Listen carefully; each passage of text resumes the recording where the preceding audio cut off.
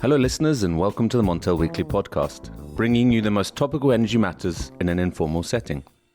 This week, producer Anna and I decided on a slightly different format, didn't we, Anna? Hello, yes we did. So it's coming up to the end of the year and we thought we'd take a look forward and a peek back.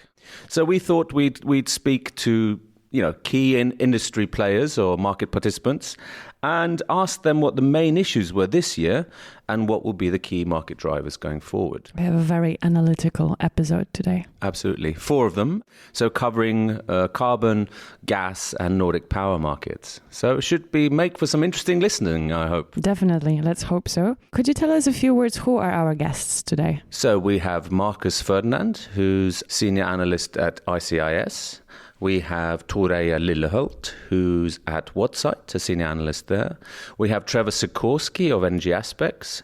And we have Bryan of Alfa Energy, who's also a senior analyst. Okay, perfect.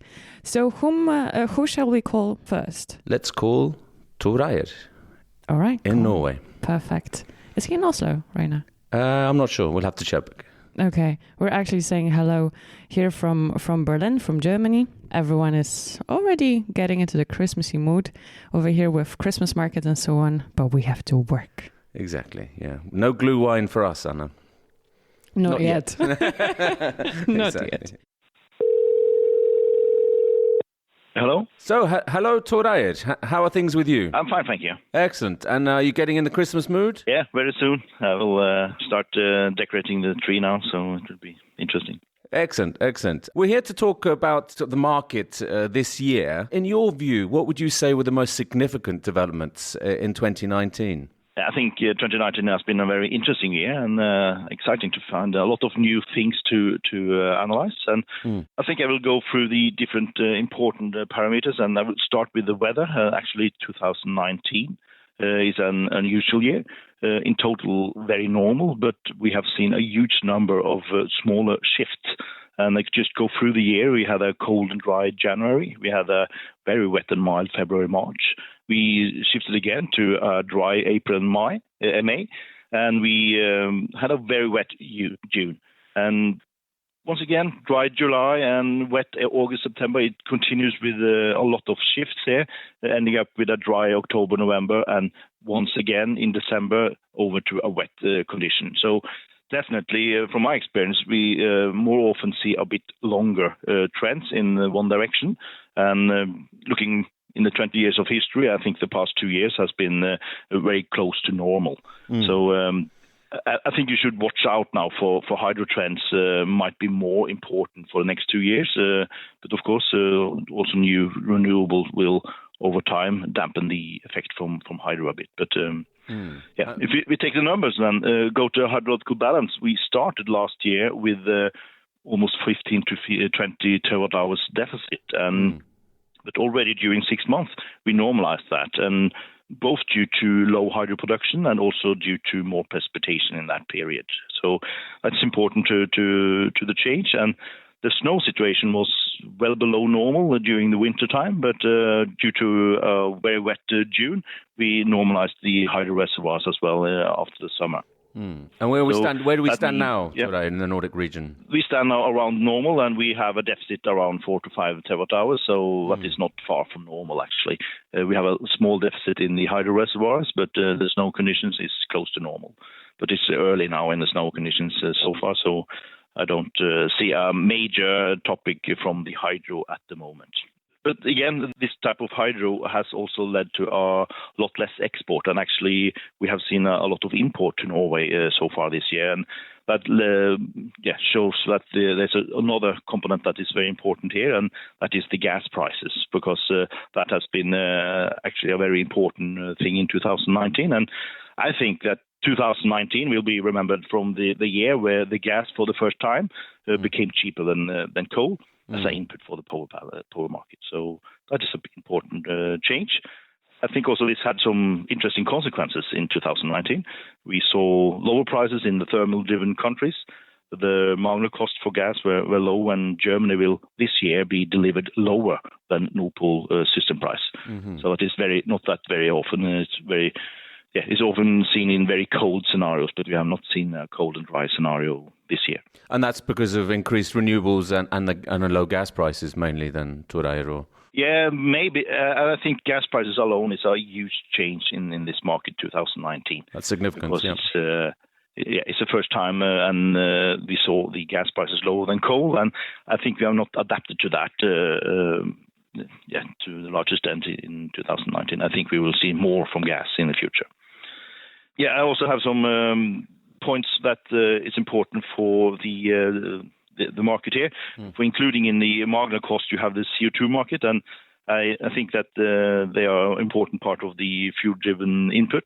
I think the 2018 was the year where CO2 went to a significant higher level. But in 2019, I think that is the year we saw a very stable high price at 25 euros over time. Over time, absolutely. As an average. But if I can ask you then, Reier, if we can then, do you expect that to be a key driver next year? And how, what are the other significant issues you see in 2020? Definitely. I will comment hydro later, but if you take the fuel prices first, I think in general, very high level we see now in the marginal cost for coal and also on gas. That is in history a very high price. But I think that we are still in a bit of bearish trend if you're looking at both CO2, coal and gas. So gas level against coal will be very important for 2020. And already now we see the gas prices, the marginal cost, 2 to 3 euros lower than the coal prices. So I have a fair bit that we see the same situation that we saw in 2019, that there could happen something with the gas. And I think gas is now definitely on the battlefield, ready to fight. Gas will be more important for the following years, I think. Absolutely. So we have to watch the gas analysis a lot more now in the future. Absolutely. And just to round up, what do you think about the hydrology? What do you expect there, Reier? As I said here, we have a close to normal situation now. We have 4 to 5 terawatt-hours deficit, but that is close to normal. But for the next year, it's not very easy to say if you have some deviation from normal, of course. But I can say that Q1 is very temperature dependent. So we have to watch out the temperatures and also looking at the capacity balance we have for Q1, because you have removed some nuclear now, and you also have, of course, installed more than 4,000 megawatts of wind power this year. But still, when it's cold, I saw only 10% of the installed capacity from wind was producing. So definitely in a cold spell we will test this capacity balance big time, I think.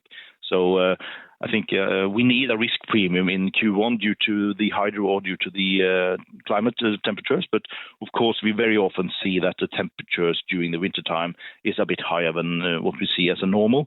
And that will, of course, limit the potential of capacity prices. But watch out for a very cold spell. It could be testing some new levels here. Perfect, Reier. Thank you. Yeah, that's good. Thank you very much for joining the Montel podcast. And we'll speak to you again, I'm sure. Yes, please. Thank you. Bye-bye. Thank you. Bye-bye. So, Anna, next on the line, we'll have Trevor Sikorski from NG Aspects.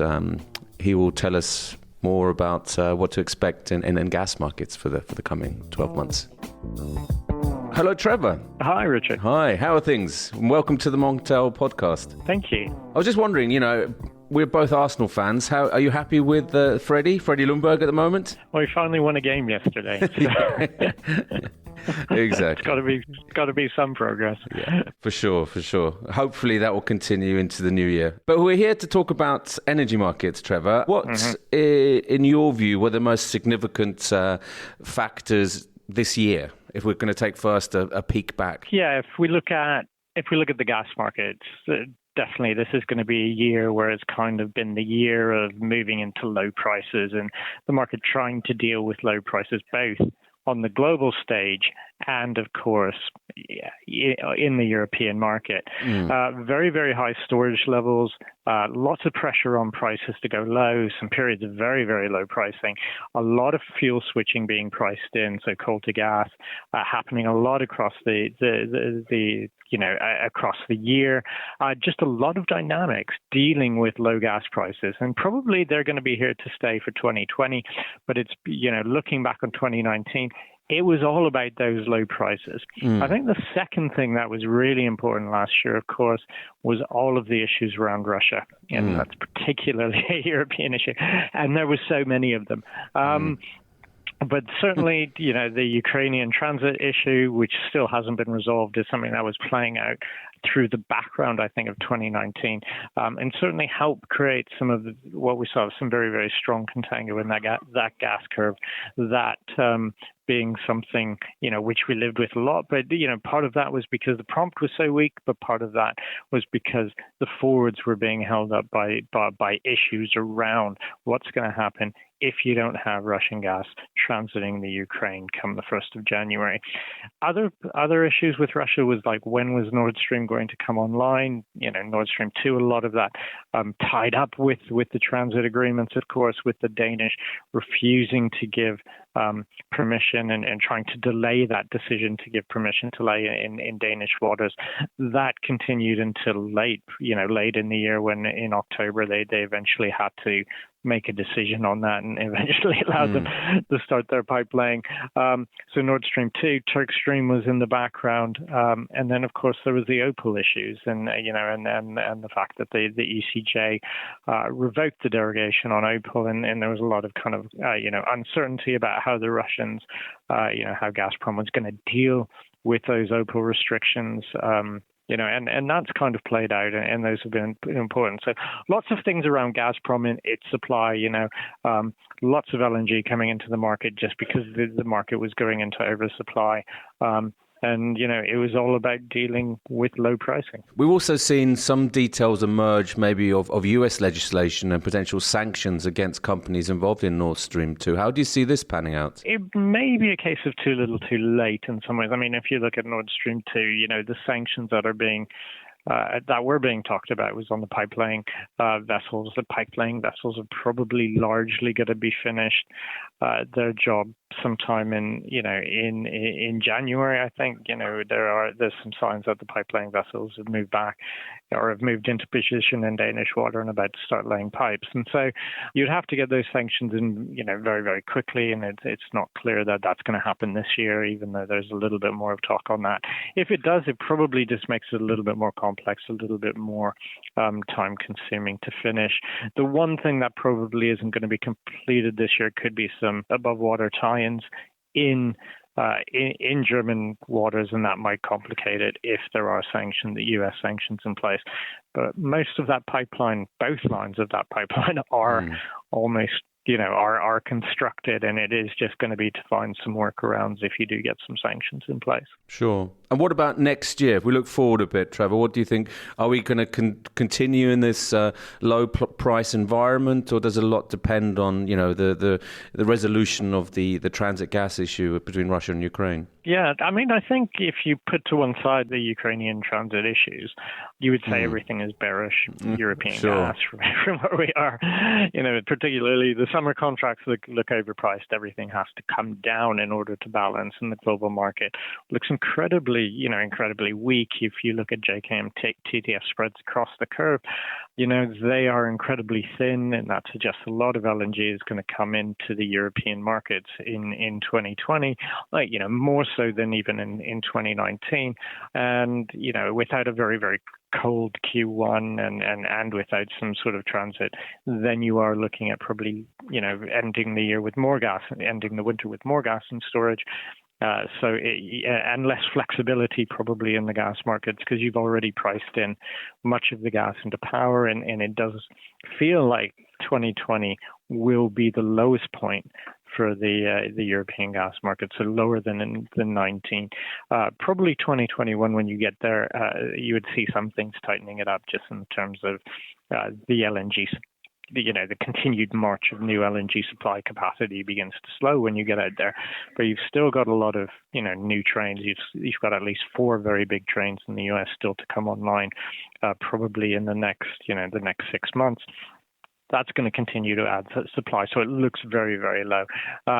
Now, I think the big question is, do you get a supply interruption? And, it's pretty late in the year. We still don't have resolution on that one topic of Russia-Ukraine. I mean, it kind of feels like the political fallout from those, from having certainly a sustained disruption, maybe even a short disruption, might be too big for either party. The Russians have shown that they're willing to kind of have some kind of short-term arrangement. For them, that's a year. But probably the Ukrainians would have to at least accept something shorter than that, maybe 3 months or 6 months, just to give more time for negotiations to resolve, the outstanding issues there.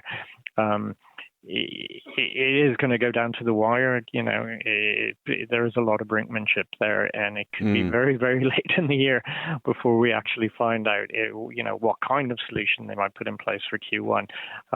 Certainly, if you had Q1 in Europe without Russian gas transiting Ukraine into Europe, then you would see, I would think, some much higher gas prices and a lot more support globally on this, from prices. So that's one deal. Yeah.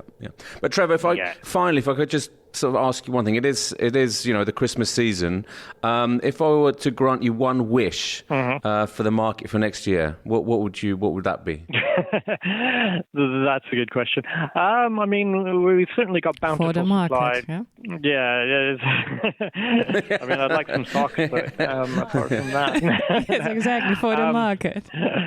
For the market. I think, we are in a period of bountiful supply, so certainly, greater demand, I think, would be the one thing that you would say, is what the market would need to kind of help balance it out.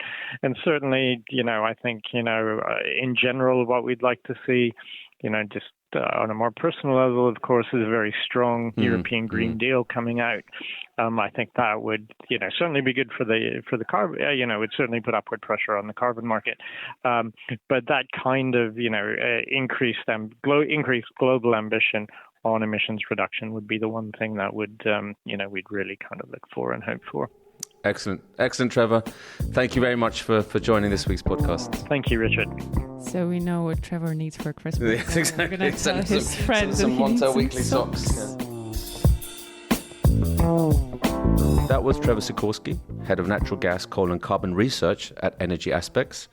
And next in line is Wayne Bryan of Alfa Energy. I'm looking forward to be good. More gas market insights, I think. Yes. Hello, Wayne. Or should I say Wayne Alfa? How are you? How are things going? You going in the Christmas mood, Wayne? I am. I'm very Christmassy at the moment, yes. And I'm very much looking forward to the Christmas period. Well, today we're sort of talking more about the market this year and the expectations for next. But let's start with a little look back. What, in your view, were the key issues in the gas market this year, Wayne? Oh, we've had several, really. The prices have fluctuated quite a lot if you look back this time last year where the market was. Fast forward 12 months to where it is now. We've had a lot of incidents. We've had flow issues. We've had the Groningen situation where they sort of surprised us. We had that huge trifecta of announcements in September that pushed the market up 20%. We had concerns around Lang-led flows. I remember in early sort of March, April, that people were very concerned about the summer. Prices sort of ramped up, and that was actually just a sign of some sort of commercial flow optimization. We've had different sorts of weather. We've had some demand from the power sector, not as strong as last year because the French nuke situation has been a bit better. It's been a sort of up and down year, but for me, the main thing is as we come towards the end of the year, a lot of the things spoke about and talked about, including from myself and some other peers, was about this sort of oversupply and how the market was sort of overpriced at several points throughout the year. And as you can see, if we look at prices the last couple of days, some contracts were at levels from 2016. And I think you remember your conference that I presented at, I sort of talked about that and the potential for the gas market. And this was, when was the conference? It was sort of 6 weeks ago, perhaps? Yeah, something like that. Yeah, absolutely. At that time, I pulled up 6 weeks, yeah. Very prescient of you, Wayne. Yeah. And at that time, I do recall mentioning about how I think the prices were sort of going to drift back towards 2016 levels if the status quo remained. Fast forward sort of 6 weeks later, and here we are. Prices are indeed at such levels, and a lot of the risk premium has been removed from the market. And don't forget the one last thing, which I didn't mention sort of from this year, which actually has come to fruition this week, and been part of the sort of risk premium removal we see from Q1 onwards, was the Russian-Ukraine gas transit situation.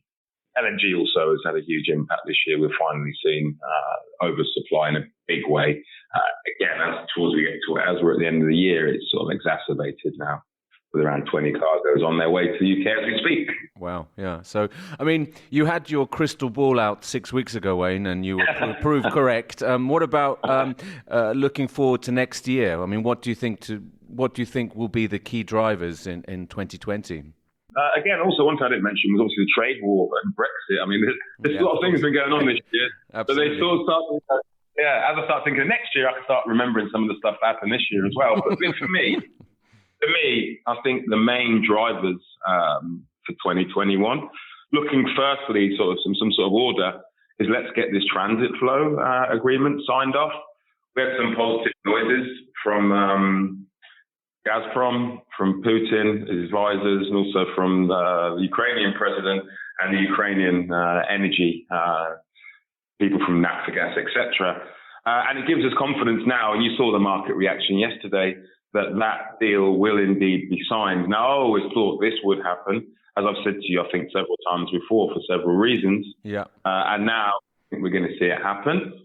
I know there's probably concerns around sort of how long the deal is going to be. It won't be 1 year and it won't be 10 years. I sort of gather it will be sort of somewhere in between 3, 4, 5 years, maybe max, which I'd still be surprised at. So that is getting that done first and foremost. If we see some gas flowing into Germany via Ukraine on January the 1st, that's going to bode very well for the markets. Yep. There's still some weather risk as well. Again, I didn't mention the weather, but the weather's been very mild this year.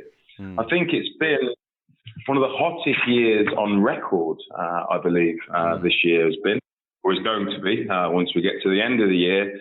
And also, we didn't really see a super hot summer, and we didn't really see I haven't really seen a cold winter. Yep. Heating demand is negligible at the moment. So again, weather risk is something that I'll be looking out for, not only in the Atlantic basin, but in the Pacific basin as well, because some of the fundamental drivers affecting European markets have also affected Asian markets as well when it comes to LNG. That's also something. Also improving economic conditions.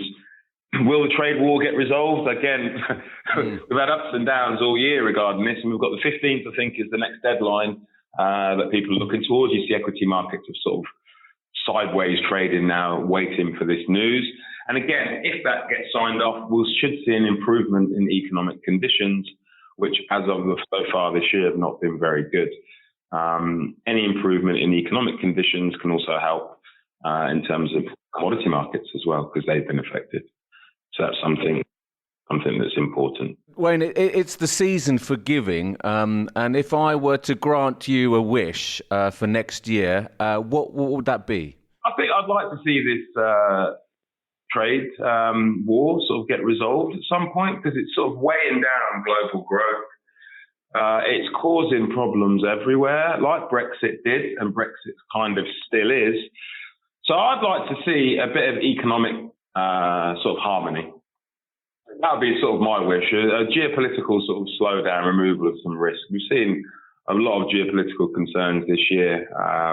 So yeah, I'd like to see a smooth Brexit, and also like to see some sort of resolution to this endless sort of trade war and endless barbs from both sides, from the US and China. I'd like to see an end to that. That's my wish. Perfect, Wayne. Excellent. Have a great Christmas, and we'll speak again in the new year, I'm sure. Yeah, you too, and we'll definitely speak soon. Have a good one. All the best, Wayne. And last but not least is Marcus Ferdinand, Head of European Power and Carbon Analytics at ICIS. He will tell us all about what to expect for carbon in the months to come. Hi, this is Marcus speaking, ICIS. Hello and welcome, Marcus Ferdinand, Head of European Power and Carbon Analytics at ICIS. I wanted to ask you in particular about what you think were the most significant carbon market developments this year. Right. Hi, Richard. Yeah, 2019, I think, was quite a busy year for carbon markets. I mean, we've seen quite a few ups and downs. I think over the course of the year, the price has been fluctuating between 19 and 30 euros, which is obviously a relatively high band. I mean, in general, I think the market was basically looking into the impact of low gas prices. So we have seen quite a high degree of fuel switching this year, which in a way constrained EUA prices, I would say, on the upside. We expect to see around 105 million tons lower emissions actually from the power sector compared to 2018. So around 60 million of that is the switch from coal to gas, and another 40 million is renewables, which I think is quite substantial to note. Those are big numbers. Yeah, especially if we look into where the gas price is at the moment and how it might change. I mean, in the end, looking at low gas price environments and carbon prices still being able to touch 30 euros, I think tells you some sort of a story. Then I think other factors that the market looked at, obviously dynamics around the German coal phase out and possibilities to cancel allowances associated with the potential phase out. No clarity as of yet, but there might be clarity emerging as we speak. So we've seen a few statements there. Obviously, the entire year was overshadowed by Brexit uncertainty and nervousness. So we've seen lots of volatility related to that. Carbon traders rather looking at British broadcasting to see what the price might do, rather than looking at the fundamentals because it had such a big impact. And then, as I said, I think 30 euros on the upper end was some sort of a psychological barrier that the market didn't pass. Yeah, it's going to be very interesting to see what the next year brings, whether that boundary kind of persists or whether we're going to see some sort of a different direction there. Exactly. That was going to lead me into my next question, Marcus. What are your expectations for next year? So in terms of prices, do you think we'll see, will we breach that 30 band? Will we come down to, around 20? And what will be the key drivers? Will there be more of the same, or, will new other issues come to the fore, do you think? Yeah, well, that's a good question. I think some of them will stay the same, obviously, because we haven't seen the Brexit discussion resolved yet. And we have also a few other topics which will stay, like the German coal phase out for sure. There's a few new topics which will come, which I think is the Green New Deal. So some of that, will be, or more details will be revealed already this week, Wednesday. And then the heads of state and governments might endorse actually 2050 carbon neutrality target by end of this week. Already like gearing up for next year. So by March, we expect the carbon neutrality target then to be enshrined in legislation if political agreement permits. And by October, I think the new commission said that it will present the 2030 target increase legislation, which obviously has quite a high impact on how European carbon prices will develop. Because this 2030 target increase will need to be translated into a changed ETS target, right? So those, so the Green New Deal, I think, entails quite an additional storyline that wasn't present in the market for too much in 2019. Fundamentally, what we would see is that 2019 is still undersupplied, but much less compared to 2019. So we will see more auction volumes coming to market in 2020. Part of it is related to excess derogation volume from Poland. We have a few unauctioned EAFTA volumes which will make it to market. And then obviously, once Brexit is resolved, we will see the entire UK auction volume from 2019 entering the market. Maybe we could say if Brexit is resolved, but yeah, you seem but always the ifs in here, obviously, right? I mean, as an analyst, you always speak in ifs.